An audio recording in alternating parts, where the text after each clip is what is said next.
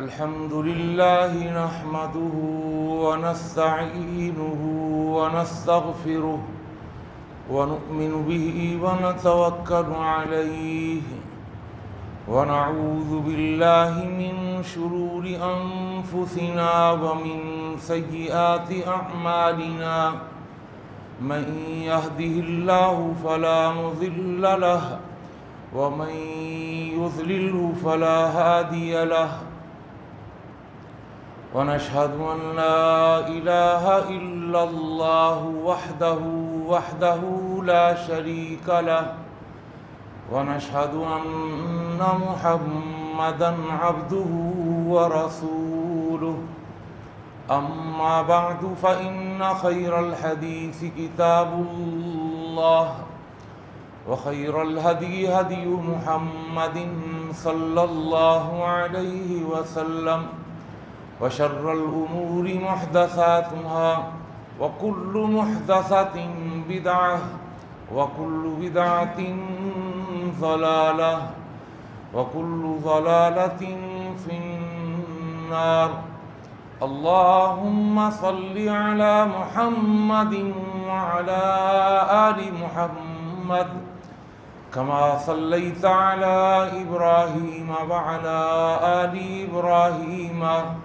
إنك حميد مجيد اللهم بارك على محمد وعلى آل محمد كما باركت على إبراهيم وعلى آل إبراهيم إنك حميد مجيد فقد قال الله تبارك وتعالى في القرآن المجيد والفرقان الحميد أعوذ بالله السميع العليم وبوجهه الكريم وسلطانه القديم من الشيطان الرجيم بسم الله الرحمن الرحيم يا أيها الذين آمنوا اجتنبوا كثيرا من الظن إن بعض الظن إثم ولا تجسسوا ولا يغتب بعضكم بعضا رب اشرح لي صدري ويسر لي أمري واحلل عقدة من لساني يفقهوا قولي سبحانك لا علم لنا إلا ما علمتنا إنك أنت العليم الحكيم اللهم انفعنا بما علمتنا وعلمنا ما ينفعنا وزدنا علما اللهم إنا نعوذ بك من علم لا ينفع ومن قلب لا يخشع ومن نفس لا تشبع ومن دعوة لا تسمع ہر قسم کی تعریفات و تحمیدات، تسبیحات و تقدیسات، تہلیلات و تمجیدات اور تہنیات و تکبیرات اس اللہ جل جلالہ عما نوالہ کے لیے جس کی جتنی بھی تعریفیں بیان کی جائیں، جس کی جتنی بھی حمد و ثنا بیان کی جائے اور جس کی جتنی بھی تحسین و ستائش بیان کی جائے اور جس کے لیے جتنے بھی شکریہ کے کلمات ادا کیے جائیں کم ہیں۔ حق یہ ہے کہ حق ادا نہیں ہو سکتا۔ حمد و ثنا کے بعد درود و سلام نازل ہوں دونوں جہانوں کے سردار پیغمبر آخر الزماں حضرت محمد مصطفیٰ صلی اللہ تعالی علیہ وآلہ وسلم کی ذات اقدس پر، جسد اقدس پر، روح اقدس پر، بے شمار بے حد و حساب ان گنت لا تعداد کہ جنہیں اللہ تعالیٰ نے ساری کائنات کے لیے رہبر، رہنما اور تمام جہان والوں کے لیے رحمت بنا کے بھیجا ہے۔ مختصر سی حمد و صلات کے بعد قرآن مجید کا 26واں پارہ سورہ حجرات آیت نمبر 12 کا کچھ حصہ آپ کے سامنے تلاوت کیا ہے۔ اللہ تعالیٰ سے دعا ہے اللہ مجھے اور آپ کو، ہم سب کو قرآن مجید کا صحیح فہم اور قرآن مجید کی صحیح سمجھ عطا فرما دے، اور جمعے کی وساطت سے میں اور آپ جو بھی قرآن و حدیث کی باتیں اور نصیحتیں سنتے اور سناتے ہیں، اللہ ہمیں ان پر اخلاص کے ساتھ عمل پیرا ہونے کی بھی توفیق عطا فرما دے۔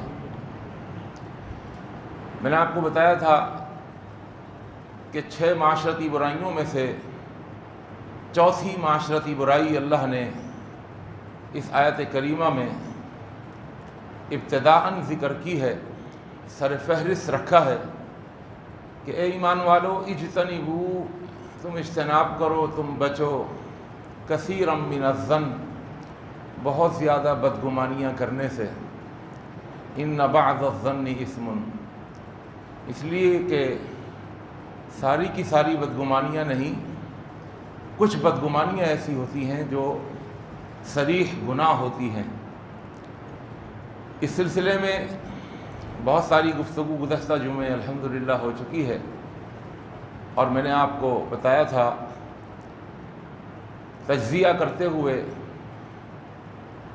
کہ بعض حالات کے اندر بدگمان ہونا بالکل ناجائز ہوتا ہے، بعض حالات کے اندر بدگمانی ایک حد تک جائز ہوتی ہے۔ حسن ظن اور سوء ظن کے بارے میں قدر تفصیل سے الحمدللہ گفتگو ہو چکی ہے۔ اللہ کے پیغمبر حضرت محمد مصطفیٰ صلی اللہ علیہ وسلم کی ایک حدیث صحیح بخاری کی، جس میں آپ نے فرمایا ایاکم والظن، تمہیں چاہیے کہ تم بچو والظن، بدگمانیاں کرنے سے، فإن الظن اکذب الحدیث، اس لیے کہ یہ بدگمانی سب سے بڑھ کر جھوٹی بات ہے۔ انسان کو اپنے گمان سے نکل کر یقین کی طرف جانا ہوتا ہے، اور اگر وہ اپنے گمان کے اندر ہی رہے تو اس کا گمان، اس کا ظن اس کو ڈاماڈول رکھتا ہے، کیونکہ اس کو یقین حاصل نہیں ہو چکا ہوتا۔ اور پھر ایسا بھی ہوتا ہے کہ وہ کچھ سنی سنائی باتوں پر کسی سے بدگمان ہو جاتا ہے۔ لوگ بہت کچھ سنتے ہیں، بہت کچھ دیکھتے ہیں، اور بہت کچھ بولتے ہیں، صحیح میں کچھ غلط ملا کر، اور صحیح اور غلط کے اندر فرق کیے بغیر وہ بہت چیزیں اس میں ایڈ کر کے، اس میں شامل کر کے وہ رائی کا پہاڑ بنا کر سامنے والے کو سناتے ہیں، جس کی وجہ سے بدگمان انسان ہو جاتا ہے۔ فرمایا فإن الظن اکذب الحدیث، بلکہ ایک حدیث میں آتا ہے ظن المؤمنین خیرا، ظنوا بالمؤمنین خیرا، مومنوں کے ساتھ اچھا گمان رکھا کر۔ بلکہ ایک اور حدیث میں، ابو داؤد کی حدیث ہے، جس میں اللہ کے رسول صلی اللہ علیہ وسلم نے فرمایا حسن الظن حسن العبادہ، حسن ظن بہترین عبادت ہے۔ یعنی اگر آپ کسی کے ساتھ اچھا گمان رکھ کے چل رہے ہیں تو یہ ایک عبادت ہے، اور یہ بہت بہترین عبادت ہے۔ ایک مومنوں کا آپس میں تعلق وہ حسن ظن سے ہی گہرا ہو سکتا ہے۔ اور گزشتہ جمعے میں نے آپ کو بتایا تھا کہ حسن ظن ہو یا سوء ظن ہو، یہ دونوں چیزیں بنیاد ہوتی ہیں معاشرے کے اندر وصل اور فصل کی۔ حسن ظن ہوگا تو وصل ہوگا، معاشرے میں ایک آدمی دوسرے آدمی کے ساتھ جڑے گا، قریب آئے گا، تعلق گہرا ہوگا۔ کس کی وجہ سے؟ حسن ظن کی وجہ سے۔ تو حسن ظن بنیاد ہے وصل کی، اور سوء ظن، برا ظن، بدگمانی، یہ بنیاد ہے فصل کی، جدائی کی۔ ایک انسان کو انسان کے ساتھ حسن ظن جس طرح جوڑتا ہے، ایک انسان کو دوسرے انسان کے ساتھ سوء ظن توڑتا ہے، الگ کرتا ہے، جدا کرتا ہے۔ سن 6 ہجری کے اندر اللہ کے رسول صلی اللہ علیہ وسلم غزوہ بنی مصطلق کے لیے نکلے۔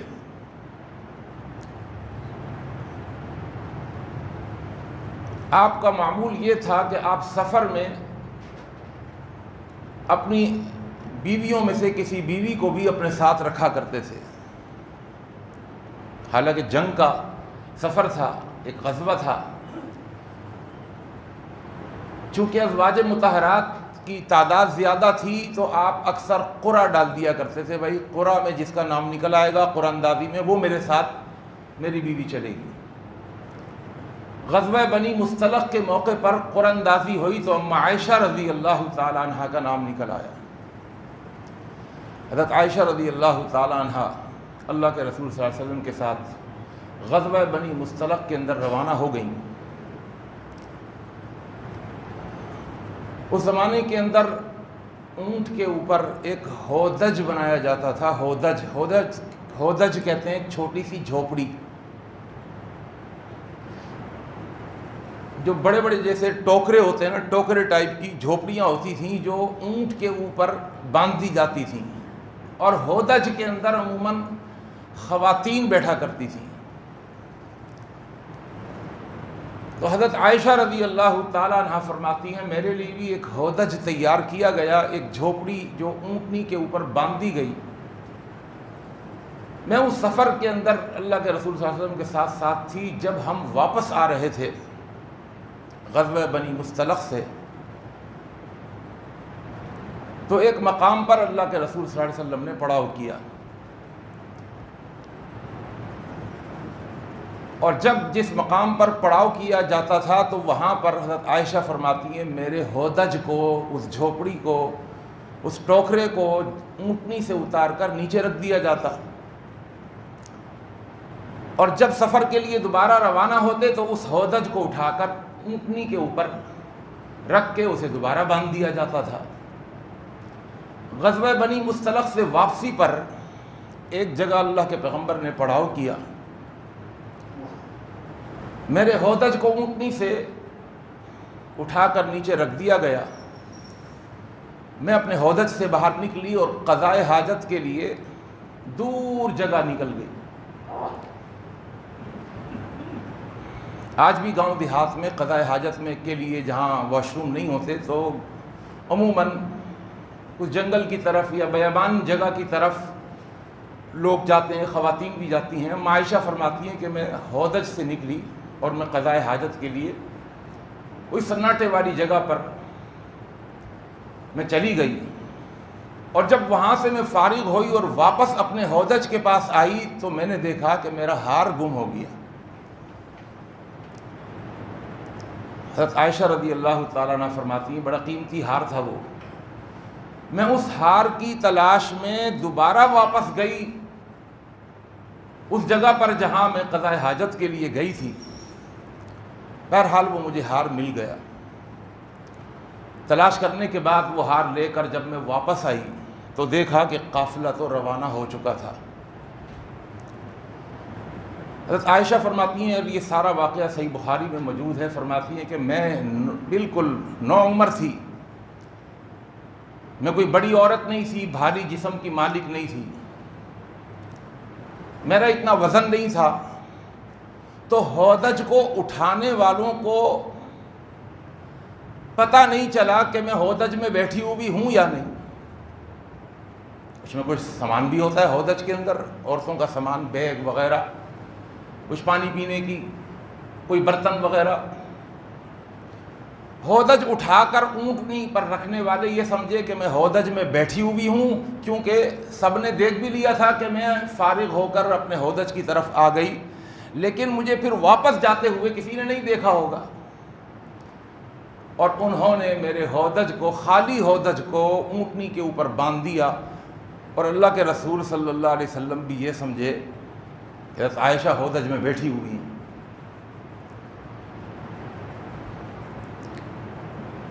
میں جب واپس آئی تو میں بہت پریشان ہوئی، اکیلی، تنہا۔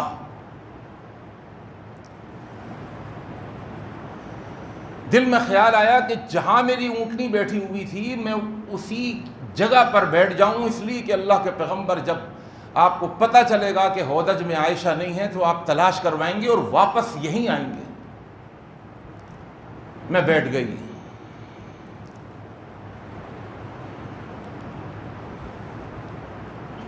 رات کا وقت تھا، انتظار کرتے کرتے کرتے کرتے حضرت عائشہ فرماتی ہیں میں جاگتی رہی، انتظار کرتی رہی، اور اللہ کے رسول صلی اللہ علیہ وسلم کا قافلہ چل رہا ہے۔ حضرت عائشہ فرماتی ہیں رات کا ایک وقت ایسا آیا کہ میری آنکھ لگ گئی، میں سو گئی، اور اب رات ختم ہونے والی تھی، صبح نمودار ہونے والی تھی، ہلکی سی روشنی نمودار ہوئی، تو اس وقت میں نے آواز سنی اللہ کے رسول صلی اللہ علیہ وسلم کے ایک صحابی کی، جن کا نام تھا صفوان بن معطل رضی اللہ تعالیٰ عنہ۔ وہ آئے اور انہوں نے اما عائشہ کو دیکھا اور پہچان لیا، یہ تو عائشہ ہیں۔ تو ان کی زبان پر جو الفاظ آئے اونچی آواز سے وہ یہ تھے انا للہ و انا الیہ راجعون، یہ تو عائشہ ہیں۔ صفوان بن معطل یہ پیچھے کیوں رہ گئے تھے یہ بھی میں بتا دوں۔ پہلے زمانے میں جب قافلے جاتے تھے کہیں سفر پر، جنگ کا سفر ہوتا یا کاروباری سفر ہوتا، تو جب قافلے چلتے تھے تو عموماً قافلے سے کچھ لوگ آگے چلتے تھے میل 2 میل کے فاصلے پر، اور کچھ لوگ قافلے سے پیچھے چلا کرتے تھے۔ ان کا کام یہ ہوتا تھا کہ وہ قافلے سے آگے ہی رہیں، اور جو پیچھے چلتے تھے ان کا کام یہ ہوتا تھا کہ وہ قافلے سے پیچھے ہی رہیں۔ پورے مدت سفر کے اندر وہ اسی طرح چلتے تھے۔ جو آگے ہوتے تھے ان کا کام یہ ہوتا تھا کہ آگے جب رکنے کے لیے اور ٹھہرنے کے لیے اور پڑاؤ ڈالنے کے لیے کوئی مناسب موزوں جگہ دیکھیں تو وہیں پر رک جائیں، اور وہاں پر صفائی ستھرائی یا پانی وغیرہ کا انتظام کر لیں تاکہ قافلہ آ کر وہاں رک جائے۔ اور قافلے کے کوچ کرنے سے پہلے وہ کوچ کر جایا کرتے تھے تاکہ ہم آگے بڑھیں۔ اس میں بہت ساری مصلحتیں ہوتی تھیں کہ آگے کوئی دشمن ہے تو واپس کوئی سوار واپس جائے اور قافلے کو اطلاع کر دے وغیرہ وغیرہ۔ پیچھے سے جو شخص آ رہا ہوتا تھا اس کو پیچھے اس لیے رکھا جاتا تھا کہ قافلے کا کوئی سامان اگر گر جائے، کوئی لوٹا، کوئی پتیلا، کوئی رسی، کوئی برتن، کسی کی کوئی زرہ، کوئی، تو وہ اس کو سمیٹتا ہوا جمع کرتا ہوا لے کر چلے اور قافلے والوں کو ان کی امانت پہنچا دے۔ حضرت صفوان بن معطل رضی اللہ تعالیٰ عنہ اس قافلے کے پیچھے پیچھے تھے۔ یہ جب وہاں پہنچے دیکھا حضرت عائشہ تو فوراً زبان سے نکلا انا للہ و انا الیہ راجعون۔ عائشہ فرماتی ہیں میں نے ان کی آواز سنی اور میں پہچان گئی یہ صفوان بن معطل ہیں۔ میں جلدی سے بیٹھ گئی، اپنی اوڑھنی صحیح طرح اوڑھ لی، اور پھر میں نے ان کو بتایا کہ یہ معاملہ ہوا ہے، قافلے والے چھوڑ کے چلے گئے، میں قضاء حاجت کے لیے گئی تھی، واپس آئی، پھر ہار ڈھونڈنے گئی، انہیں پتہ نہیں چلا۔ انہوں نے اپنی اونٹنی میرے آگے بٹھائی اور اس اونٹنی کے اگلے پاؤں پر جو بیٹھی ہوئی اونٹنی سی اپنا پاؤں رکھ کر اس کو لاک لگا دیا کہ اب یہ کھڑی نہ ہو، اور پھر اما عائشہ فرماتی ہیں کہ مجھے کہا کہ آپ اونٹنی پر سوار ہو جائیں۔ میں اونٹنی پر سوار ہو گئی، اور پھر حضرت صفوان بن معطل مجھے لے کر کے چلے۔ اللہ کے پیغمبر صلی اللہ علیہ وسلم کو بھی پتہ چلا کہ حضرت عائشہ تو ہودج میں نہیں ہیں، تو اللہ کے پیغمبر صلی اللہ علیہ وسلم رک گئے، تلاش شروع کر دی۔ اتنے میں دیکھا کہ حضرت صفوان بن معطل رضی اللہ تعالیٰ عنہ اپنی اونٹنی پر حضرت عائشہ رضی اللہ تعالیٰ عنہ کو لے کے آ رہے ہیں۔ اچھا، یہ حضرت عائشہ فرماتی ہیں کہ ہم مدینہ کے بالکل قریب پہنچ چکے تھے، بس بہت قریب پہنچ چکے تھے، کیونکہ رات قریب تھی تو اس لیے پڑاؤ کیا، اور اس پڑاؤ میں یہ مسئلہ ہو گیا۔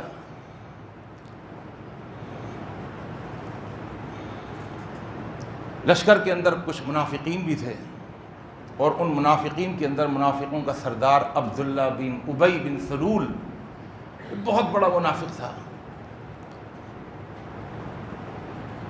اس نے کہا موقع بڑا اچھا ہے، اللہ کے رسول صلی اللہ علیہ وسلم کے گھرانے کو مطمون قرار دے دیا جائے، اور اس نے بہت بڑا الزام، بہت بڑا بہتان یہ لگا دیا کہ حضرت عائشہ رضی اللہ تعالی عنہا نعوذ باللہ حضرت صفوان بن معطل سے ان کے ناجائز تعلقات تھے، دیکھو پیچھے رہ گئیں اور صفوان بن معطل کے ساتھ آ رہی، اور اس نے ہر ایک کے پاس جا جا کر خوب کانوں میں خوب اس نے باتیں بھریں اور لگائیاں بجھائیاں، اور پھر ایک سے دوسرے اور دوسرے سے تیسرے، یہ معاملہ بہت آگے بڑھ گیا۔ اما عائشہ رضی اللہ تعالیٰ عنہ فرماتی ہیں مجھے تو پتہ ہی نہیں کسی معاملے کا، میں تو بڑی خوش الحمدللہ قافلے سے جا ملی، لیکن ایک ہلچل مچی ہوئی ہے۔ مدینے میں پہنچے، اللہ کے رسول صلی اللہ علیہ وسلم نے بھی دیکھا کہ ہر ایک کی زبان پر یہ باتیں چل رہی ہیں۔ اما عائشہ رضی اللہ تعالیٰ عنہ فرماتی ہیں میں نے محسوس کیا چند دنوں کے اندر ہی کہ اللہ کے پیغمبر میرے ساتھ جس طرح حسن سلوک کرتے تھے، جو محبت تھی آپ کی، جو لگاؤ تھا آپ کا، جو ایک چاہت تھی آپ کی، جو ایک اپنائیت تھی جسے میں محسوس کر لیا کرتی تھی، اس میں کچھ کھچاؤ سا پیدا ہو رہا ہے اور وہ بڑھتا جا رہا ہے۔ عائشہ رضی اللہ تعالیٰ عنہ فرماتی ہیں مجھے ابھی تک پتہ نہیں کہ معاملہ کیا چل رہا ہے،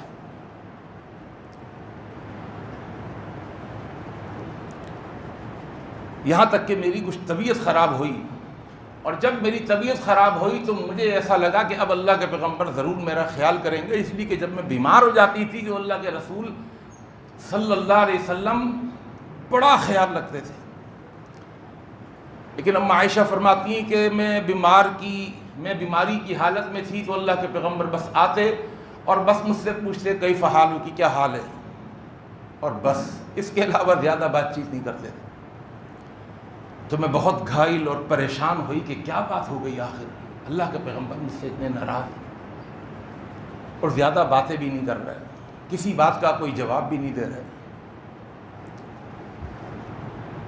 کہتی ہیں اسی بیماری کے اندر ایک رات، عموماً عائشہ فرماتی ہیں کہ اور اس زمانے میں بیت الخلاء گھر میں نہیں ہوا کرتے تھے اور اس کو عرب لوگ ناپسند کرتے تھے۔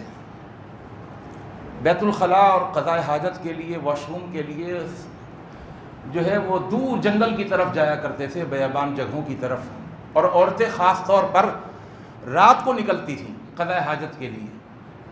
ان کی کوشش یہ ہوتی کہ ہمیں قضاء حاجت کی ضرورت رات کو پیش آئے، تو پھر چند عورتیں مل کر کے نکلتی تھیں قضاء حاجت کے لیے۔ کہتی ہے میں اپنی ایک رشتہ دار کے ساتھ، مستح کی والدہ کے ساتھ میں قضاء حاجت کے لیے جا رہی تھی کہ اچانک میں نے دیکھا کہ میرے ساتھ جو عورت تھی ان کو کہیں ٹھوکر لگی۔ جب ٹھوکر لگی تو انہوں نے کہا تعیس مستح، برباد ہو جائے میرا بیٹا مستح۔ عائشہ رضی اللہ تعالی عنہا نے ان سے کہا کہ ایسا نہیں کہنا چاہیے، کسی کو آپ نے بد دعا دے دی، تمہارا بیٹا ہے وہ، صحیح اس نے دل دکھایا ہوگا، آپ کو تنگ کیا ہوا ہوگا، لیکن اس کو بد دعا تو نہیں دینی چاہیے۔ آپ نے اس کو اتنی بڑی بد دعا دے دی کہ وہ ہلاک ہو جائے۔ تو وہ کہنے لگی تمہیں نہیں پتا میرا بیٹا بھی ان لوگوں میں سے ہے جو تم پر تہمت لگا رہا ہے۔ مستح، عائشہ نے کہا کون سی تہمت؟ انہوں نے سارا واقعہ حضرت عائشہ کو سنایا۔ حضرت عائشہ رضی اللہ تعالیٰ عنہ فرماتی ہیں مجھے غم، جتنا غم اتنا غصہ۔ یہ نا ایک نہ کردہ گناہوں کی سزا تو کسی سے برداشت نہیں ہوتی نا۔ کسی نے چوری نہیں کی، اس کے ہاتھ کاٹے جا رہے ہو تو وہ جو تکلیف محسوس کر رہا ہوگا نا، اصل چور ہاتھ کٹتے وقت اتنی تکلیف محسوس نہیں کرے گا، اس لیے کہ اس کو صرف جسمانی تکلیف ہوگی، اس کو روحانی تکلیف نہیں ہوگی، اس کے ذہن میں تکلیف نہیں ہوگی، اس کے جسم کے اندر تکلیف ہوگی، لیکن ذہنی طور پر وہ کہے گا نہیں یار چوری بھی تو کی تھی نا میں نے، یہ اس کی سزا ہے۔ لیکن جس نے چوری نہ کی ہو اور اس کو اگر سزا دی جا رہی ہو اور اس کے ہاتھ کاٹے جا رہے ہوں، اس کو سب سے زیادہ اذیت ہوگی۔ اس کا دماغ یہ کہے گا، اس کا ذہن یہ کہے گا، اس کی عقل یہ کہے گی، اس کی روح سے یہ کہے گی، اس کے اندر کا انسان اس سے یہ کہے گا یار یہ کیا ظلم ہو رہا ہے تیرے ساتھ، تو نے چوری نہیں کی اور تیرا ہاتھ کاٹا جا رہا ہے، یہ ظالم تیرا ہاتھ کاٹ رہا ہے۔ اما عائشہ رضی اللہ تعالی عنہ فرماتی ہیں کہ مجھے وہ اذیت اور وہ تکلیف کہ میری پھر نیندیں اڑ گئیں، میرا بخار اور بڑھ گیا، میرا رونا بند نہیں ہوتا تھا، اور میرا غصہ بھی، اور اللہ کے پیغمبر صلی اللہ علیہ وسلم سے بھی میں کچھ ناراضگی ہو گئی کہ اس موقع پر تو شوہر نے بھرپور ساتھ دینا ہوتا ہے، وہ آ جاتا ہے، وہ اپنی عزت کو بچانے کی کوشش۔ اللہ کے رسول بھی سب کی سنا کر اور سنی سنائی باتوں کی وجہ سے اللہ کے رسول کا بھی میرے ساتھ یہ رویہ کہ وہ اپنائیت نظر نہیں آ رہی، وہ محبت نظر نہیں آ رہی۔ بہرحال یہ ایک دن کی بات نہیں تھی، ایک ہفتے کی بات نہیں تھی، تقریباً پورا مہینہ گزر گیا تھا اور اللہ کے رسول صلی اللہ علیہ وسلم کے پاس وحی نہیں آ رہی تھی۔ اور اللہ کے نبی صلی اللہ علیہ وسلم اس موقع پر اتنا پریشان تھے، آپ بھی، آپ کے صحابہ بھی، اور سیدنا ابو بکر صدیق رضی اللہ تعالی عنہ کا گھرانہ بھی۔ عائشہ فرماتی ہیں اللہ کے پیغمبر گھر میں تشریف لایا تو بات مجھے معلوم چل چکی تھی، میں نے کہا اے اللہ کے پیغمبر مجھے اجازت دیجیے میں اپنے ماں باپ کے گھر چلی جاؤں۔ آپ نے فرمایا چلی جاؤ۔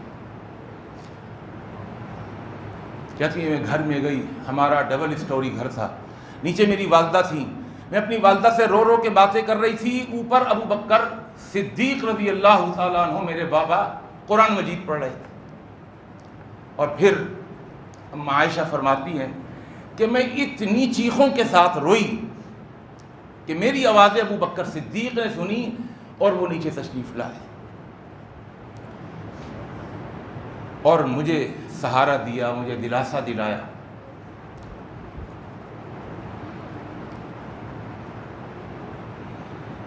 ایک دن اللہ کے رسول صلی اللہ علیہ وسلم بھی تشریف لے آئے، ابو بکر صدیق بھی بیٹھے ہوئے تھے،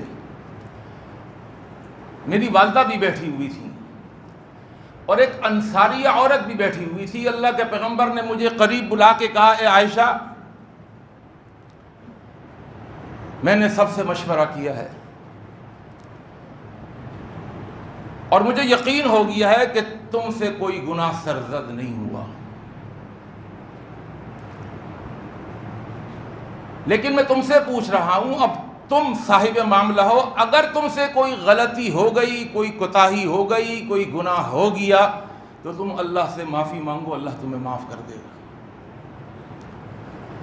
اور اگر تم سے کوئی غلطی نہیں ہوئی تو اللہ تمہارے بارے میں ضرور کوئی نہ کوئی فیصلہ فرمائیں گے، تمہارے حق میں فیصلہ ہو۔ اما عائشہ رضی اللہ تعالی عنہ فرماتی ہیں کہ اللہ کے پیغمبر کی یہ بات میں نے بڑے عرصے کے بعد کہ آپ نے مجھ سے گفتگو تو کی، آپ نے مجھ سے بات تو کی اتنی، کہتی ہے میں نے جواب دیا اے اللہ کے پیغمبر میں اگر یہ کہہ دوں کہ میں نے کوئی گناہ نہیں کیا، کوئی غلطی نہیں کی، کوئی کوتاہی نہیں کی، میرے پاس گواہ تو کوئی نہیں ہے، تو کوئی بھی میری بات نہیں مانے گا، میں اپنے آپ کو بے قصور ثابت نہیں کر سکتی، لیکن اگر میں یہ کہہ دوں کہ ہاں مجھ سے غلطی ہو گئی ہے تو سب میری بات مان لیں گے، آپ بھی مان لیں گے اور کہیں گے چلو جی اللہ سے معافی مانگو۔ میں تو آپ کی اس بات کا جواب بس قرآن مجید کی اس آیت سے دوں گی۔ کہتی ہے میں اتنی غمزدہ تھی کہ حضرت یعقوب علیہ السلام کا نام بھی میرے ذہن میں نہیں آ رہا تھا۔ یوسف علیہ السلام کے والد حضرت یعقوب علیہ السلام نے ایک موقع پر غم کی شدت سے نڈھال ہو کر یہ کہا تھا انما اشکو بثی وحزنی الی اللہ، میں اپنا غم، میں اپنی مصیبت، اپنی تکلیف میں اللہ کے آگے رکھ رہا ہوں، اللہ کے آگے میں اللہ سے شکایت کر رہا ہوں کہ یا اللہ یہ میرے ساتھ کیا ہو رہا ہے۔ کہتی ہیں کہ مجھے حضرت یعقوب کا نام بھی یاد نہیں آ رہا تھا، بس میں نے کہا کہ میں بس وہی کہوں گی ما قال ابو یوسف، جو یوسف کے والد نے کہا تھا، نام یاد نہیں آ رہا ہے۔ بعد میں بہت غمزدہ ہوتا ہے نا، بھول جاتا ہے، دماغ کام نہیں کرتا، اور کہنے لگی انما اشکو بثی وحزنی الی اللہ، میرا غم، میری تکلیف، یہ میری پریشانی، اس کی شکایت بس میں اللہ سے ہی کر رہی ہوں۔ یہ کہا حضرت عائشہ فرماتی ہیں اور میں لیٹ گئی اور میں نے اپنے اوپر چادر اوڑھ لی۔ اللہ اکبر۔ کہتی ہیں میں یہ سمجھتی تھی کہ اللہ نبی کو کوئی خواب دکھا دے گا، اس لیے کہ میں سچی ہوں، جبرائیل کے ذریعے آپ کو بتا دیا جائے گا کہ عائشہ سچی ہیں۔ مجھے نہیں معلوم تھا کہ اللہ تعالیٰ مجھے اس موقع پر، جب میں اللہ پر معاملہ چھوڑ دوں گی، اور آپ یقین جانیے کہ کبھی کبھی اللہ پر ہی معاملہ چھوڑ دینا بندہ تو اللہ ایسی مدد کرتے ہیں۔ کہتی ہے میں چادر ہو کے لیٹ گئی اپنا معاملہ اللہ کے حوالے کر کے، مجھے نہیں پتا تھا کہ اسی موقع پر اللہ کے پیغمبر پر اللہ نے وحی کا نزول شروع کر دیا، اور قرآن مجید کی سورہ نور کی 10 آیتیں اللہ نے نازل کی حضرت عائشہ کی برات کے اندر۔ حضرت ابو بکر صدیق کہتے ہیں میں نے دیکھا اللہ کے پیغمبر کے چہرے کی طرف کہ آپ کے اوپر وہ کیفیت طاری ہو گئی جو کیفیت نزول وحی کے وقت طاری ہوتی تھی، اور یہ اتنی سخت کیفیت ہوتی تھی کہ سخت جاڑے میں اور سردی کے اندر بھی اللہ کے رسول صلی اللہ علیہ وسلم کی پیشانی پسینے سے بھر جاتی تھی، اور پسینے کے قطرے موتی بن کر اللہ کے رسول کے چہرے سے گرا کرتے تھے۔ میں نے دیکھا کہ اللہ کے رسول پر وحی کا نزول شروع ہوا اور آپ کی پیشانی پسینوں سے بھر گئی، اور پسینوں کے قطرے موتیوں کی شکل میں آپ کے چہرے پر گرنے لگے۔ جب نزول وحی کا وقت ختم ہوا تو اللہ کے پیغمبر نے حضرت عائشہ کی برات میں جب آیتیں پڑھ کے سنائیں اور فرمایا اے عائشہ ابشری، خوش ہو جاؤ، بشارت لے لو، اللہ نے تمہاری برات کے اندر قرآن مجید کے اندر 10 آیتیں نازل فرما دی ہیں۔ اما عائشہ رضی اللہ تعالیٰ عنہ فرماتی ہیں ابھی بھی میرا غصہ ختم نہیں ہوا تھا اللہ کے پیغمبر پر، کہنے لگی آپ سے کیوں خوشخبری لے لوں۔ یہ ایک ناز ہوتا ہے، یہ ایک مان ہوتا ہے، یہ ایک بیوی کی شوہر سے محبت ہوتی ہے، یہ کوئی لڑائی جھگڑا نہیں ہوتا۔ آپ نے تو ساتھ نہیں دیا میرا ساتھ تو اللہ نے دیا ہے، میری برات تو اللہ نے بھیجی ہے، تو آپ سے کیوں خوشخبری لوں، میں تو اپنے اللہ کا شکر ادا کرتی ہوں جس نے میری برات کے اندر قرآن مجید میں آیتیں نازل فرما دی۔ حضرت ابوبکر صدیق بھی ٹوکنے لگے عائشہ اس طرح نہیں، اللہ کے نبی کا شکر ادا کرو، کہا نہیں اللہ کا شکر ادا کرو۔ اب تھوڑا سا اس معاملے کو سمجھ لیجئے، لوگ تو اس کو کہ جی وہ بیویاں نافرمان تھیں وغیرہ وغیرہ، حضرت عائشہ رضی اللہ تعالیٰ عنہا کو مطعون قرار دیتے ہیں، حالانکہ اس لیے میں نے بڑی وضاحت کے ساتھ ایک چیز کو بیان کیا تاکہ آپ معاملے کو صحیح طریقے سے سمجھ لیں۔ حضرت عائشہ کم عمر تھیں، 9 عمر تھیں۔ حضرت عائشہ اس بات کو تو دیکھ رہی تھی کہ میرا میاں سختی کے ساتھ میرے ساتھ نہیں کھڑا ہوا، میرا ساتھ نہیں دے رہا، لیکن حضرت عائشہ اس بات کو نہیں سمجھ رہی تھی کہ یہ معاملہ ایسا ہے کہ اگر ایک شوہر اپنی بیوی کو بے گناہ کہے گا تو لوگ کہیں گے بھائی شوہر ہی تو پردہ ڈالے گا نا، شوہر ہی اس موقع پر اپنی بیوی کے کام آئے گا نا، وہ تھوڑی اپنی عزت خراب کرے گا۔ حضرت ابوبکر صدیق بھی ڈنکے کے چوٹ پر کھڑے ہو کر اپنی بیٹی کا دفاع اس لیے نہیں کر رہے تھے کہ وہ ایک بیٹی کے باپ تھے، لوگ یہ کہتے ہیں میاں باپ ہی تو اس موقع پر کام آئے گا نا، وہ کھڑا ہوگا اور عزت کو سنبھالے گا، اپنے گھرانے کی دفاع کرے گا۔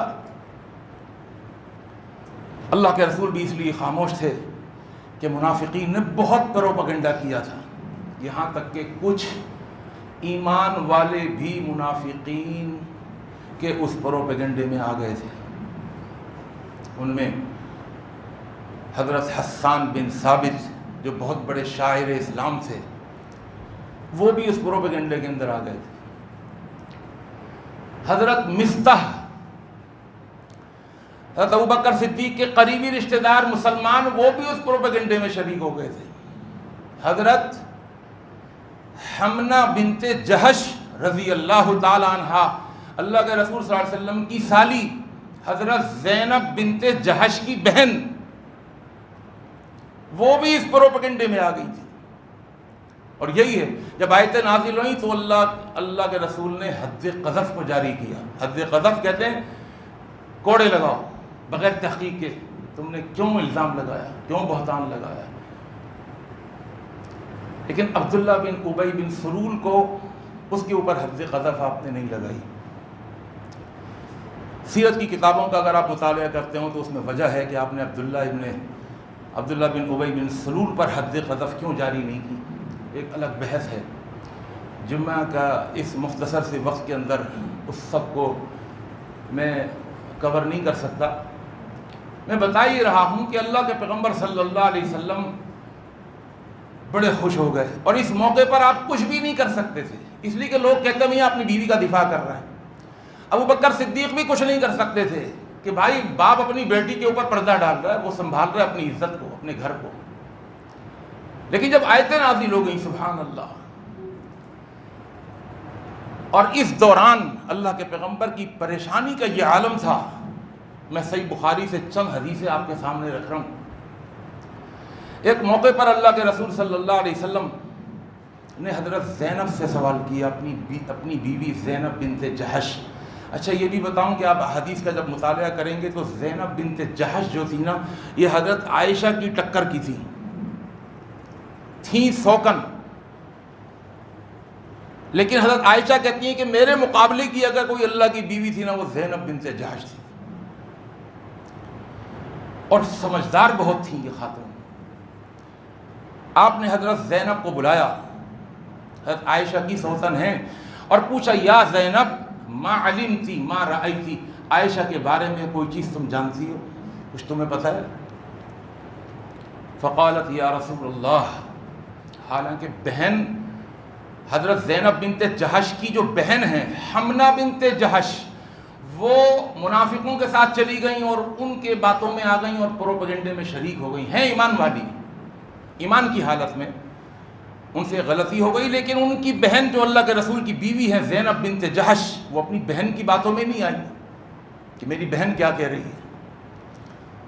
کیا کہنے لگی؟ واللہ یا رسول اللہ، اے اللہ کے رسول، احمی سمعی و بصری. یہ جملے بتاتے ہیں کہ کتنی ذہین خاتون تھیں.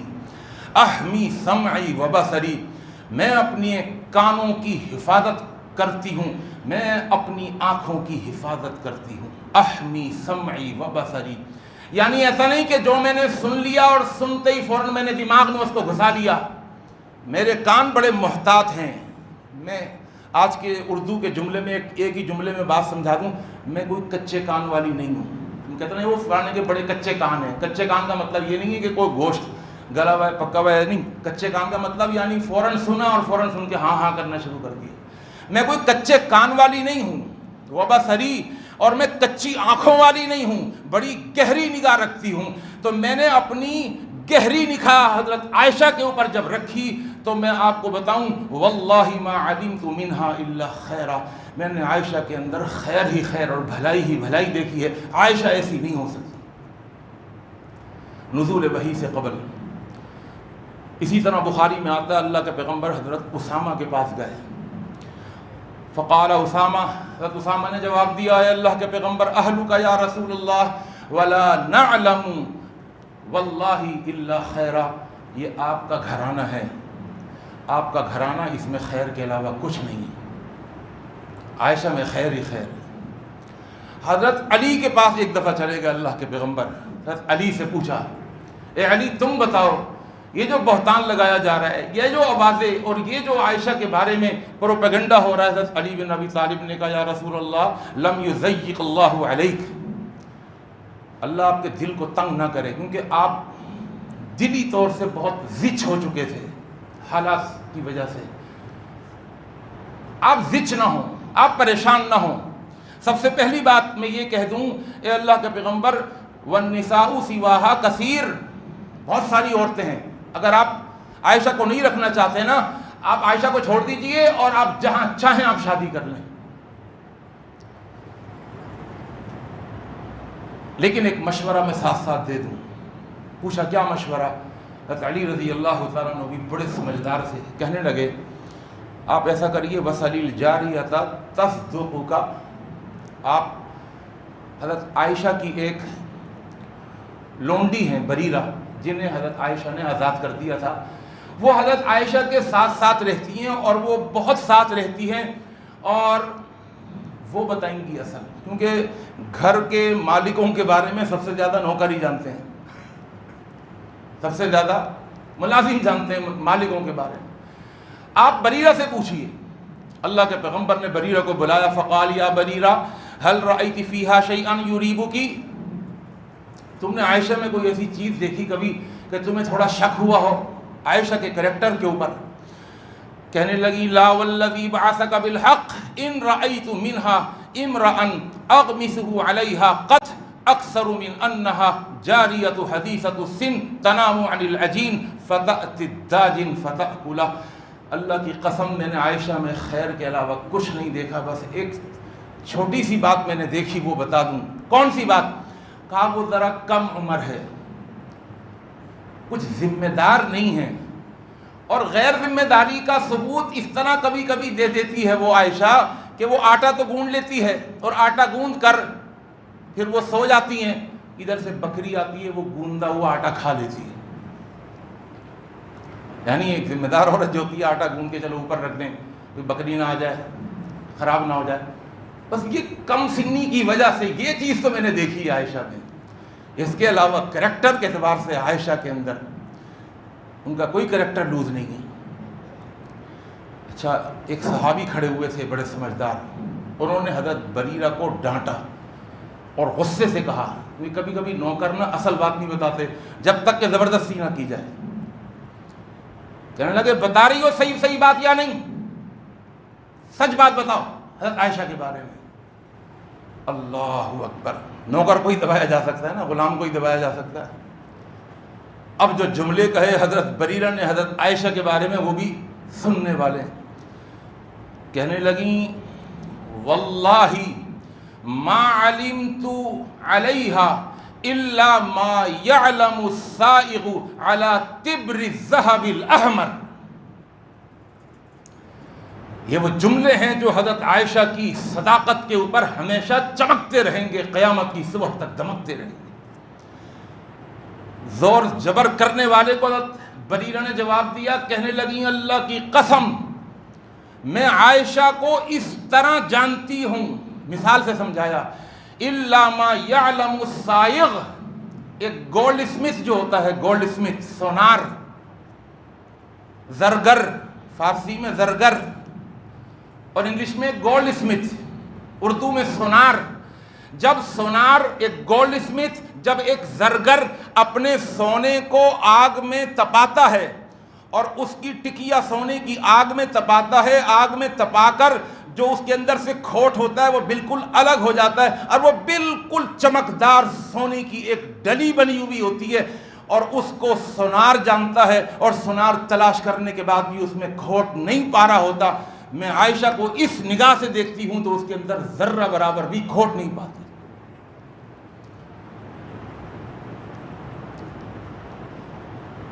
اور اللہ کے پیغمبر صلی اللہ علیہ وسلم کے ایک صحابی، آپ نے نام سنا ہوگا، حضرت ابو ایوب انصاری رضی اللہ تعالی عنہ،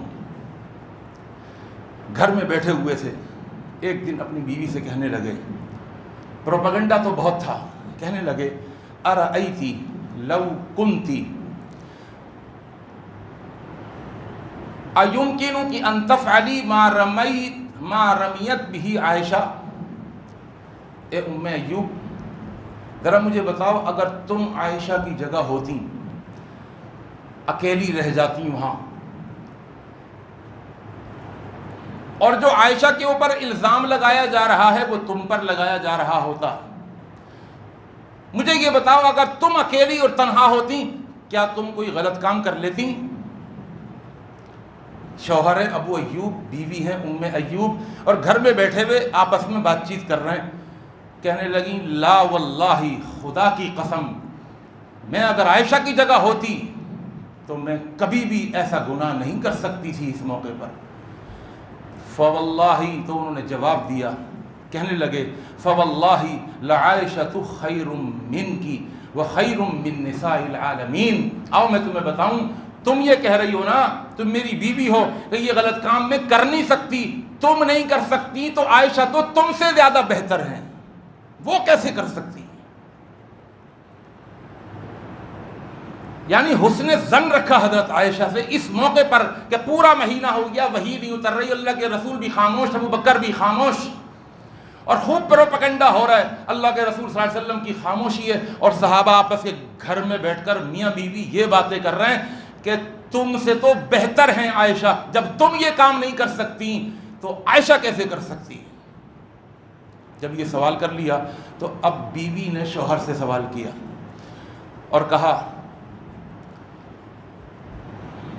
یا ابا ایوب، اے ابو ایوب، ارأیت لو کنت مکان صفوان بن معطل، اگر تم صفوان بن معطل کی جگہ ہوتے اور تم پیچھے پیچھے چل کر آ رہے ہوتے اور حضرت عائشہ تمہیں نظر آتی، کیا تم حضرت عائشہ کے ساتھ کوئی بدکاری کرتے، کوئی غلط کام کرتے؟ ایمکنک ان تفعل ما رما به صفوان؟ قال اللہ واللہ، کہنے لگے خدا کی قسم میں ایسا سوچ بھی نہیں سکتا تھا، وہ تو مومنوں کی ماں ہیں، وہ تو اللہ کے رسول صلی اللہ علیہ وسلم کی زوجہ ہیں۔ فقالت، تو ان کی بیوی کہنے لگی، فصفوان واللہ خیر منکا، اے ابو ایوب آپ بہت بہتر ہیں، میں جانتی ہوں آپ یہ کام نہیں کر سکتے، لیکن صفوان جن کے اوپر الزام لگایا جا رہا ہے، جن کے اوپر بدگمانی کی جا رہی ہے، وہ آپ سے زیادہ اچھے ہیں، یعنی مجھے آپ کے اوپر اچھا گمان ہے لیکن آپ سے بڑھ کر اچھا گمان صفوان بن معطل پر ہے۔ اللہ تعالیٰ سے دعا ہے اللہ رب العالمین احکم الحاکمین ہمیں بدگمانی سے بچائے، اللہ تعالیٰ اچھے ظن اور اچھے گمان کے ساتھ ہمیں رہنے کی توفیق عطا فرمائے۔ اقول قولی ھذا استغفر اللہ لی ولکم اجمعین۔